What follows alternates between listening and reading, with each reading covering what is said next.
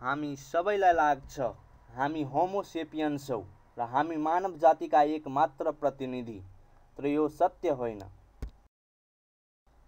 नमस्कार साथीहरू, म अङ्क कुमार पासवान। आजको यो रोचक भिडियोमा हामीले हेर्नेछौँ कि हामी साँच्चै हामीभित्र हजारौँ वर्ष लोप भइसकेका मानवको डिएनए छ त?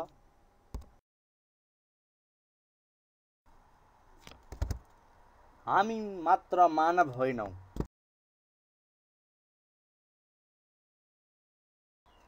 आजको वैज्ञानिक अनुसन्धान अनुसार 50,000 वर्ष अघि होमो सेपियन्स अफ्रिकाबाट बाहिर निस्किए।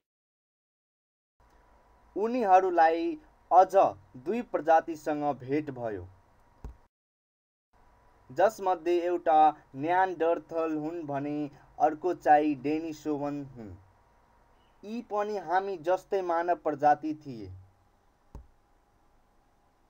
अलग अलग शाखाहरू, फरक अनुहारहरू, फरक शरीर संरचना, तर अद्भुत बुद्धिमत्ता भएका। उनीहरूसँगको भेटघाट केवल सामाजिक होइन, जैविक पनि थियो।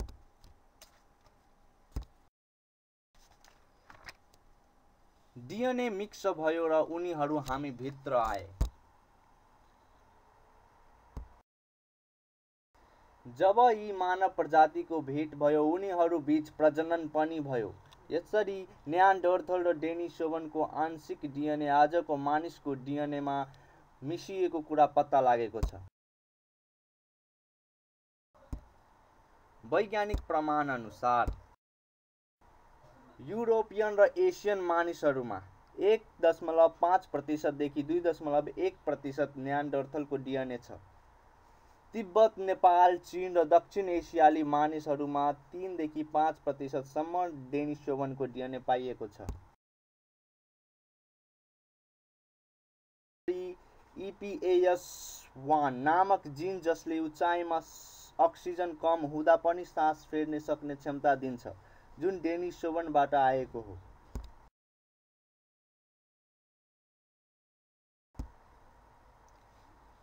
अब यसको प्रमाण कहाँबाट आयो त? सन् 2010 मा साइबेरियाको डेनिसोभा गुफाबाट एउटा बच्चाको हड्डी फेला पर्यो। त्यो हड्डी परीक्षण गर्दा अचम्मको कुरा के पत्ता लाग्यो भने उक्त हड्डी पाइएको बच्चा आमा चाहिँ डेनिसोवन प्रजाति थियो भने बुवा न्यान्डरथल प्रजातिका, जुन अहिलेसम्म पत्ता लागेको जाति प्रजातिको सन्तानको पहिलो प्रमाण हो। यो डिएनए आजको जीवनमा कसरी असर गर्छ? तपाईहरूले सोचिरहनु भएको होला कि त्यो डिएनएलाई कसरी चिन्ने त? हामीले त्यो डिएनए पहिचान गर्नका लागि विभिन्न तरिका अपनाउन सक्छौँ।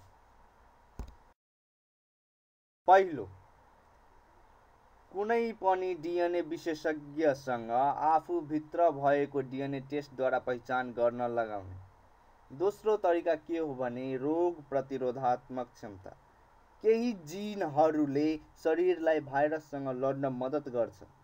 उदाहरणका लागि TLR6, TLR1 र TLR10, जुन चाहिँ न्यान्डरथल जिन हुन्।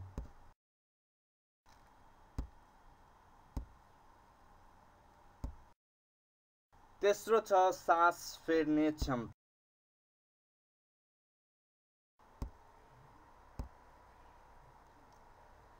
तिब्बती, नेपाल, शेर्पा जस्ता समुदायहरू उचाइमा सजिलै सास फेर्छन्।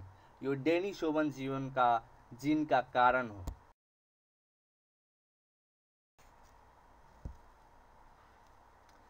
हामी कसरी प्रमाणित गर्छौं?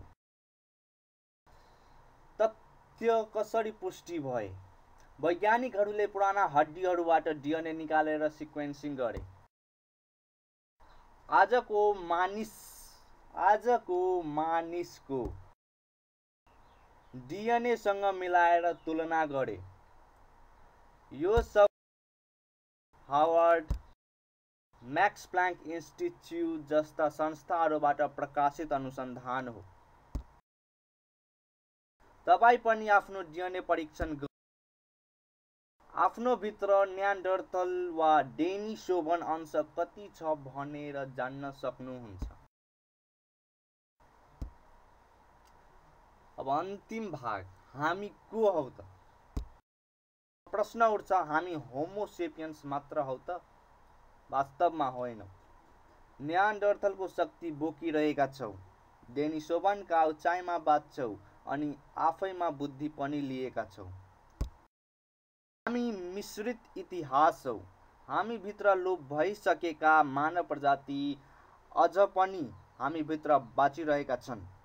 अन्त्यमा के तपाईलाई लाग्दैन हाम्रा शरीर इतिहासको जीवित संग्रहालय लुकेको छ?